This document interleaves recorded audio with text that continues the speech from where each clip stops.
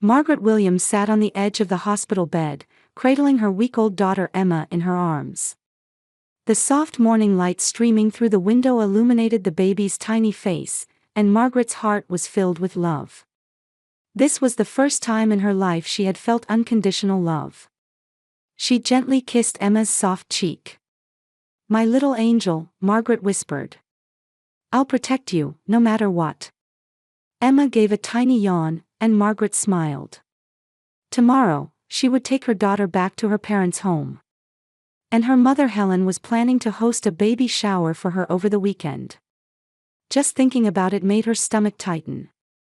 Her cell phone rang, with "Mother" displayed on the screen. Margaret took a deep breath before answering. "Hello, Mother." "Margaret, everything is ready for tomorrow's pickup." Helen Williams' voice always had a commanding tone. "James will come to get you and that child. I have to prepare for the baby shower." "Thank you, Mother."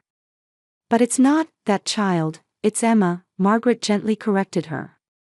"Your first grandchild." There was a moment of silence on the other end of the line. "Yes, well," Helen's voice was cold. "Anyway, tomorrow at 10 o'clock. Don't be late." After the call ended, Margaret sighed. Her mother had never once congratulated her on Emma's birth. When Margaret had announced her pregnancy, Helen's first words were, "Ladies have children after they're married." Words that had been repeated many times since.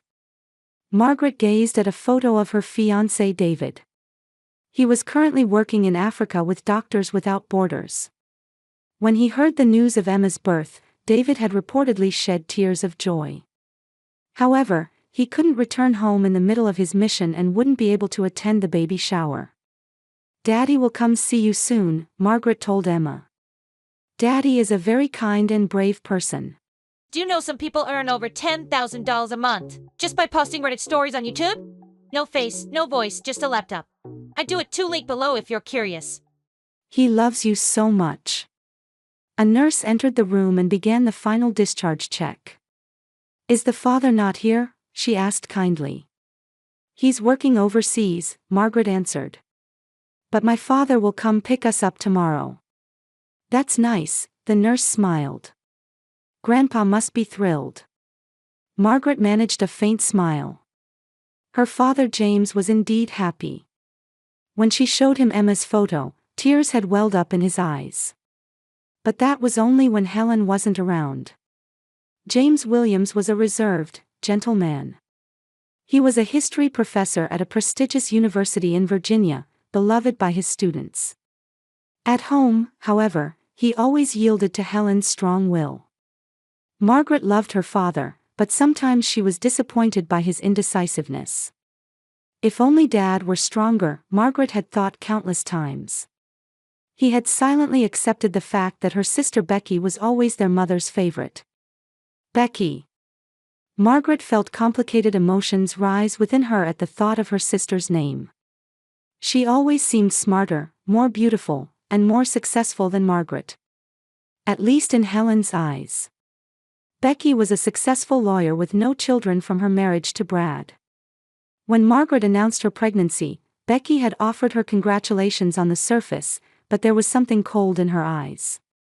Margaret later learned that Becky and Brad had been undergoing fertility treatments. Margaret didn't hate her sister. Rather, she wished to bridge the deep gap between them. She secretly hoped that Emma's birth might be that bridge. The next day, James arrived as promised to pick up Margaret and Emma. When he held his granddaughter, tears welled up in his eyes. "She's beautiful," James said in an emotional voice. "She looks like you did as a baby." Margaret gently squeezed her father's arm. "Thank you, Dad." In the car, James occasionally glanced at Emma in the back seat through the rearview mirror. "Helen is very busy preparing for the baby shower," he said cheerfully. "It's going to be a wonderful party for you." Margaret tried to smile, but couldn't help feeling anxious. Her mother's perfect parties always made her uncomfortable. "Is Becky coming?" she asked. "Oh, yes, of course," James answered. His voice sounded a bit tense. She and Brad are looking forward to it. Margaret confirmed that Emma was asleep and spoke in a low voice. Dad, tell me honestly. Does Mom really want to throw me a baby shower? Or is it just for appearances? James glanced briefly at Margaret. There was sadness in his eyes. Marg, your mother, she loves you in her own way. Try to understand. It was the usual answer. Margaret silently nodded and looked out the window. Watching Virginia's beautiful countryside roll by, she thought about tomorrow's baby shower. The whole family would be there. Relatives and friends too. And she would have to pretend to be part of a happy family. As the car turned into the long driveway of her parents' home, Margaret's heartbeat quickened. The large colonial-style house with its white columns came into view. The house where she grew up. And now, the place she was returning to with her daughter. Here we are, James said brightly. Let's bring Emma home. Margaret looked down at her baby and whispered softly, It's okay, Emma. I'm here with you. On the morning of the baby shower, Margaret woke up early. Helen's voice from the next room had her nerves on edge. Not blue tablecloths, pink ones. Helen was instructing someone. My daughter had a girl. Get every detail perfect. Margaret took a deep breath as she held Emma on the bed. Her mother was taking charge of everything without even asking what she wanted. The typical Helen Williams show was beginning. Good morning, Margaret. Turning around, she saw her father James standing in the doorway. He smiled gently and came closer to look at Emma.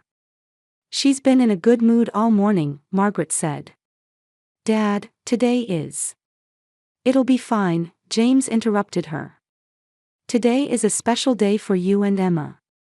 Everything will work out. His words lacked confidence, but Margaret gratefully squeezed her father's hand. At 2 p.m., guests began to arrive. Margaret sat on the living room sofa, holding Emma. Her maternal aunts gathered around, peering at the baby and offering congratulations. But Margaret could sense curiosity and a certain judgment in their eyes. They were probably internally criticizing her for having a child before marriage. Margaret, you look tired, Helen approached with a perfect hostess smile. She was wearing a pale blue dress and looked as elegant as always. You should rest a bit. I'll hold Emma for you. Margaret stared at her mother. Helen had never before asked to hold Emma. She hesitated, but feeling the eyes of the relatives around her, reluctantly handed Emma to her mother. Helen awkwardly held her granddaughter and, maintaining her smile, walked across the living room. Margaret watched with bated breath. Margaret. Turning around, she saw her sister Becky entering the room with her husband Brad.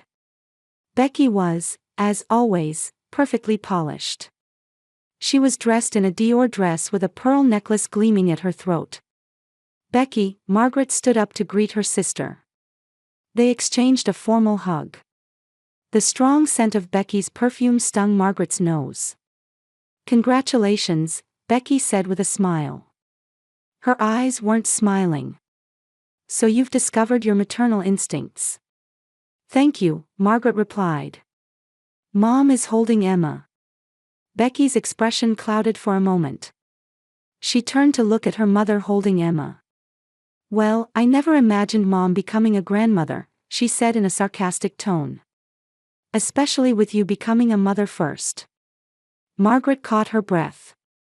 Becky's words were clearly filled with envy and resentment. She knew her sister was suffering from not being able to have children. But she hadn't expected such comments on this day. Becky, please, Margaret said quietly. Let's not have any disputes today. Becky gave Margaret a cold look. Of course. Today is your special day, after all. The party progressed, and Margaret kept her eyes on her mother and Emma while conversing with guests. Helen continued holding her granddaughter while skillfully mingling with the guests. However, when Emma began to cry, she quickly handed the baby to a nearby relative. "Time to open presents," Helen announced grandly. Margaret was led to a large table set up in the backyard. A mountain of presents was piled there. She took Emma back in her arms and began opening the gifts one by one, surrounded by guests. "This is from Becky and Brad," Helen handed her a box. Margaret opened it and pulled out a set of high-end brand baby clothes. "These are lovely, thank you. I picked them out with Mom," Becky smiled. "I thought you wouldn't be able to choose things worthy of Emma with your taste." Margaret's cheeks grew hot. Laughter erupted from the crowd. "Margaret never had any fashion sense, even as a student," Helen said cheerfully. "Remember what she wore to her high school graduation? That was awful."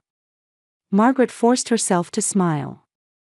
Her mother always enjoyed humiliating her in public. "That's right," Becky joined in. "I had to rescue her that time. But now I'll use my taste to rescue Emma." More laughter followed, and Margaret hugged Emma closer. "It'll be over soon," she told herself inwardly. Late in the afternoon, as the finale of the party, Helen announced a special event. "Everyone, let's move to the backyard," she proclaimed, raising her glass. "Our family has a special tradition. We gather around a bonfire to celebrate the birth of a new life."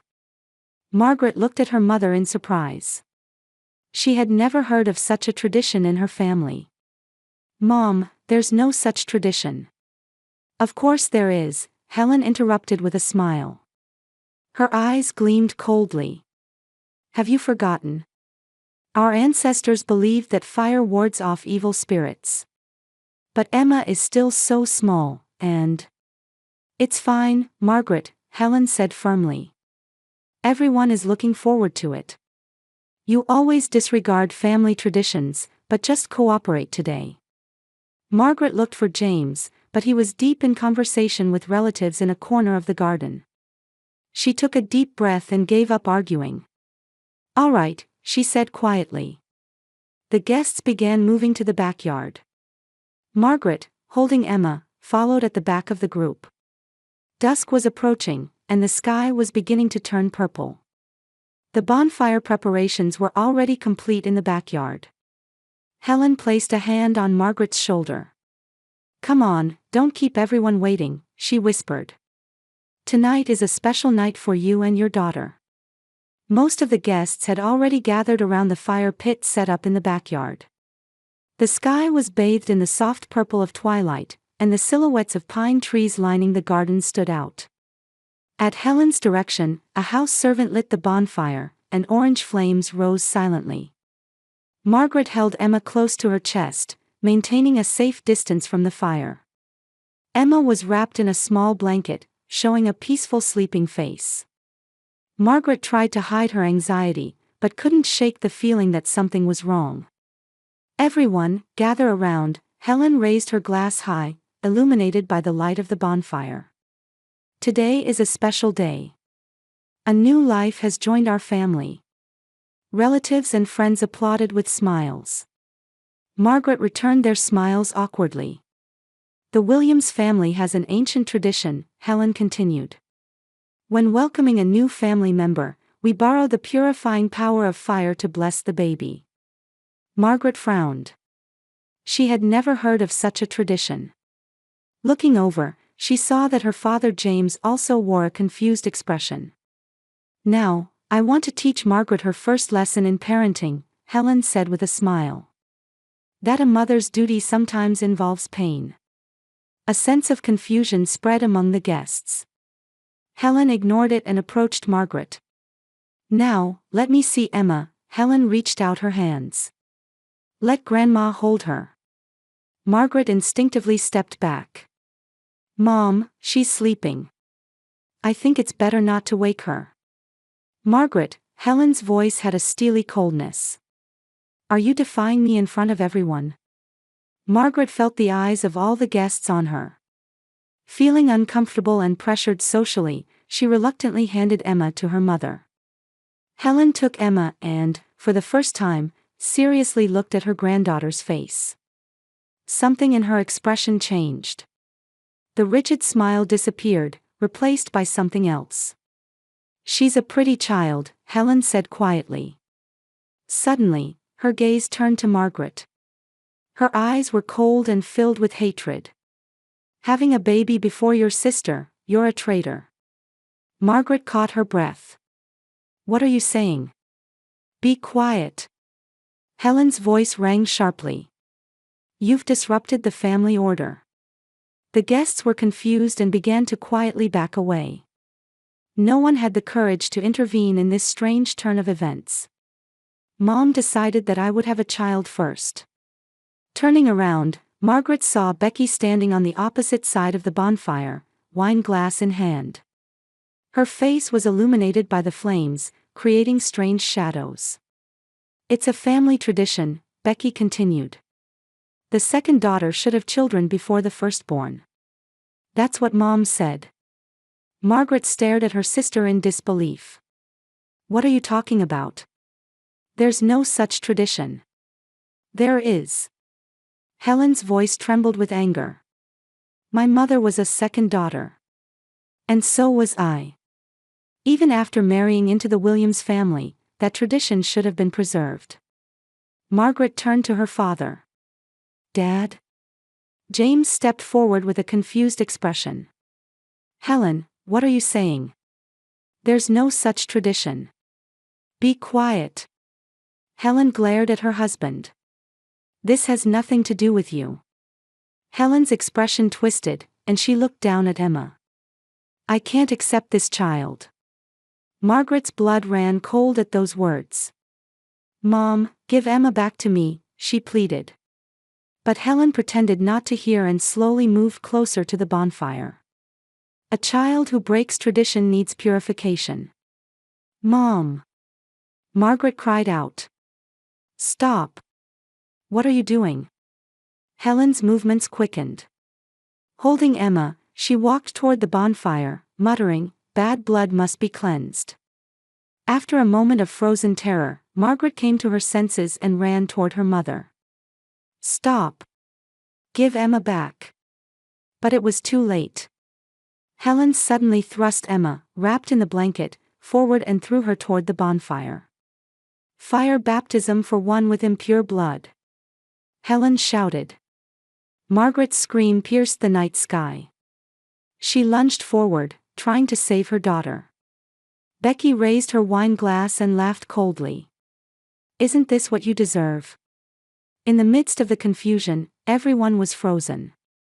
But it was James who moved with unexpected swiftness. He leaped toward the bonfire with incredible speed, catching the small bundle of Emma in midair. His right arm touched the flames, and the sleeve of his shirt caught fire. "James!" someone shouted. Her father rolled on the ground, protecting Emma with his body while extinguishing the fire on his arm. Margaret rushed to her father's side. "Emma!" "Dad!" James, despite his pained expression, handed the small bundle to Margaret. "It's okay, she's safe." Margaret took Emma with trembling hands and pulled back the blanket. Emma was still asleep, unharmed. The thick fabric of the blanket had protected her. Margaret shed tears of relief. However, that relief was short-lived. Turning around, she saw Helen standing in shock. Understanding of what she had done was gradually dawning on her face. Helen stammered. "I was just the tradition." Becky stood silently beside her mother, equally stunned. Her wine glass had fallen and shattered, with red wine spreading across the ground. Margaret hugged Emma tightly and looked at her father. James had red burn marks on his arm and was clearly in pain. But in his eyes burned something she had never seen before. It was anger.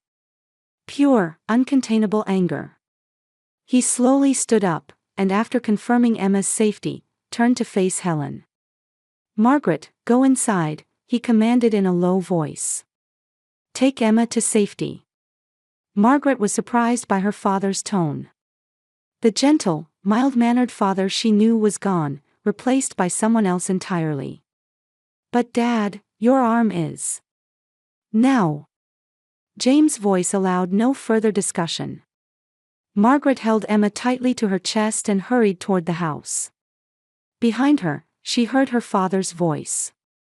For 40 years, I've kept silent. But now it's over. Margaret ran into the house, protectively cradling Emma. Looking out the living room window, she could see her father walking toward Helen and Becky. His posture was filled with dignity, and his anger seemed to spread throughout the garden. The guests, in fear and confusion, began to hurriedly leave. Margaret stood by the window and sank to her knees, trembling. Emma showed a miraculously peaceful sleeping face in her arms. Margaret was watching the garden from the living room window. Emma slept peacefully in her arms, but her own heart was beating wildly. Outside the window was a version of her father she had never seen before. James Williams, illuminated by the flames, had transformed from the gentle history professor into a warrior trembling with rage. Helen and Becky stood by the bonfire. Mother and daughter's expressions gradually showed horror and understanding of what they had done.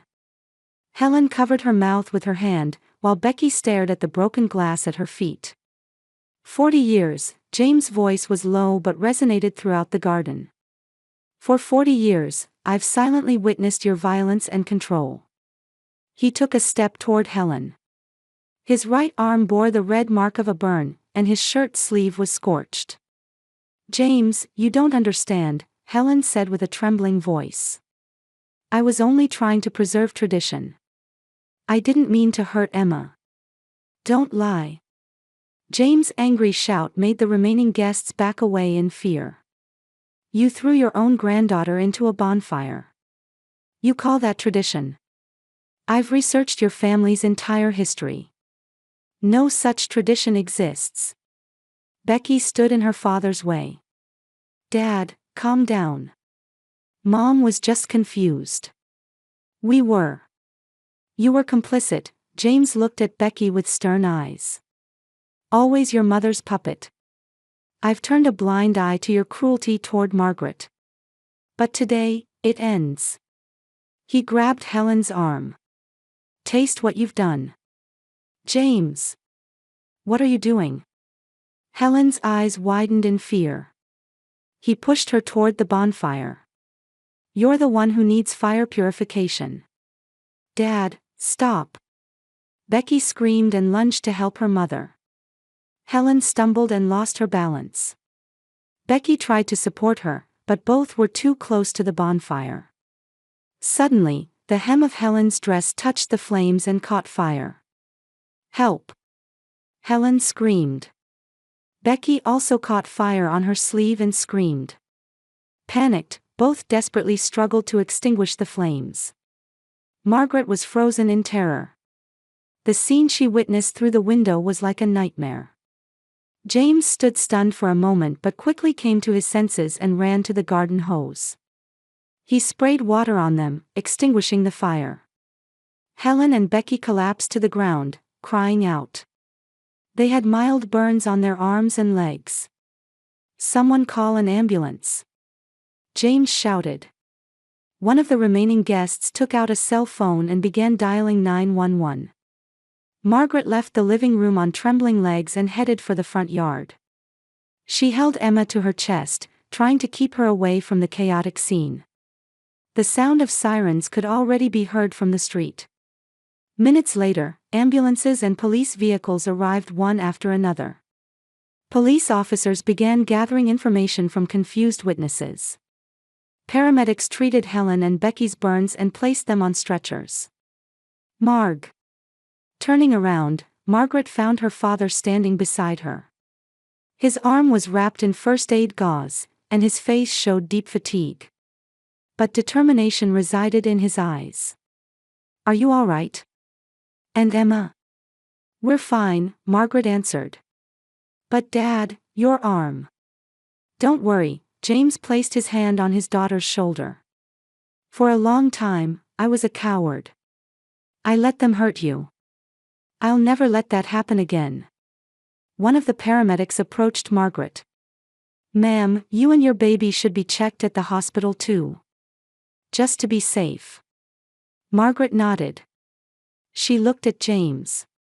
Dad, come with us. Of course, James answered. I'll go in another ambulance. A police officer approached them. Can you tell us what happened? My wife and younger daughter, James answered quietly, tried to kill my granddaughter. The officer's expression tightened. That's a serious accusation. Can you provide details? After we get to the hospital, James said. My daughter and granddaughter's safety comes first. The officer nodded and escorted them to an ambulance. Margaret climbed into the ambulance, holding Emma close. Inside, a paramedic began carefully examining her and Emma. Miss, your baby is fine, the paramedic reassured her. It's truly a miracle. A miracle. Margaret murmured. She looked out the window. She could see Helen and Becky being loaded into another ambulance. Anger and sadness mingled within her. Her mother and sister had tried to harm her child. She couldn't understand how such a thing was possible. Marg, James sat beside her. I'm going to tell the police everything. About Helen's years of abuse, and what happened today. Margaret stared at her father. Dad, why did you stay silent all these years? James heaved a deep sigh. His eyes reflected 40 years of pain and regret. Shamefully, I feared her. And I loved her. It was blind love. He gazed tenderly at Emma. But when I saw this child, everything changed. Now I have someone to protect. You and Emma. With sirens blaring, the ambulance sped toward the hospital. Margaret gazed at Emma's tiny face and gently kissed her cheek. It's okay, she whispered. Dad and I are here for you. Stars shone quietly in the night sky visible through the ambulance window. Margaret knew that today's events had changed her life forever. But she also felt hope that this change might not necessarily be a bad thing. From the moment her father stood up for her and Emma, a new family had begun. Margaret woke up in a small hospital waiting room. Emma was sleeping in a makeshift bed prepared by a nurse. Last night's event seemed like a nightmare, but her father's bandaged arm reminded her that it had all been real. The hospital room door opened, and 2 police officers entered. One was a female detective with kind eyes. Ms. Williams, may we speak with you? Margaret nodded. As the female detective sat beside her, the other officer stood near the door. You've been through a terrible experience, the detective said quietly. Your father told us about the situation. And about your family's complex history. Margaret looked out the window. I never imagined my family would come to this. Growing up in an abusive home is like sitting on a time bomb, the detective said. Your mother and sister have been transferred to another hospital. They're both receiving treatment for their burns, but arrest warrants have been issued. What will they be charged with? Child endangerment, attempted murder, and domestic violence, the officer answered. Your father's testimony will be crucial. He says he's going to reveal all the details of 40 years of abuse. Margaret exhaled shakily. She felt a mixture of fear and relief that long-kept secrets would come to light. Has David been contacted? She suddenly remembered. Your father has already contacted him. He's returning on the next flight. The following 2 weeks felt like living someone else's life. Margaret and her father stayed in a hotel, as their house was off-limits due to the police investigation. David returned, and his calm presence soothed her heart. I'll do anything for you and Emma, he promised. From now on, we'll move forward together as a family. As trial preparations progressed, Margaret decided for the first time to tell her story. With the help of a hospital counselor, she began preparing to take the stand and testify about the years of abuse and the recent horrific event. On the day of the preliminary hearing, Margaret entered the courtroom on shaky legs. David and her father stood on either side of her. When Helen and Becky were brought in, she caught her breath. Mother and sister had lost their former dignity, dressed in orange prison uniforms and handcuffed. Helen avoided making eye contact, but Becky stared at her. In her eyes floated an emotion Margaret had never seen before. It was remorse. Surprisingly, Becky did not defend her mother. She admitted she had been controlled by Mother, and said in a small voice to Margaret, "I'm sorry." Helen tried to justify her actions until the end. "I was only trying to preserve tradition," she insisted. But the court handed down a severe sentence for their actions. 6 months later, Margaret was living with her father in a new home. Emma was growing healthy, and her wedding to David was scheduled for the following week. Becky was participating in community service and therapy in exchange for a reduced sentence. Gradually freed from her mother's influence, she was finding her true self again. "Are you going to visit her?" David asked Margaret. He was referring to Becky. Margaret looked out at the spring landscape while holding Emma. "I will." She was a victim of Mother too. That afternoon, Margaret took Emma to visit the rehabilitation facility. Her reunion with Becky began with tears and apologies, and continued with quiet conversation. For the first time, the two sisters truly faced each other. "Real family isn't just about blood ties," Margaret said. "It's about people who protect and love each other." Becky timidly held Emma's tiny hand. Watching this scene, Margaret felt hope for a new beginning.